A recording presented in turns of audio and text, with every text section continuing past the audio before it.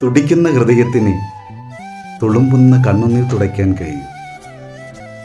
നെഞ്ചുപൊട്ടിക്കരയുന്ന മനുഷ്യ മക്കളുടെ കവിളിണകളെ തഴുകിയൊഴുകുന്ന കണ്ണുനീർ തുടയ്ക്കാൻ വെമ്പൽ കൊള്ളുന്ന യേശുവിനെ കുരിശിൻ്റെ വഴിയിൽ കാണാൻ സാധിക്കും.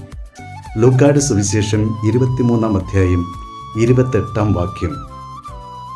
യേശു അവരോട് പറഞ്ഞു, ജെറുസലേം പുത്രിമാരെ, നിങ്ങൾ എന്നെ ഓർത്ത് കരയേണ്ട, നിങ്ങളെയും നിങ്ങളുടെ കുഞ്ഞുങ്ങളെയും ഓർത്ത് കരയുവിൻ.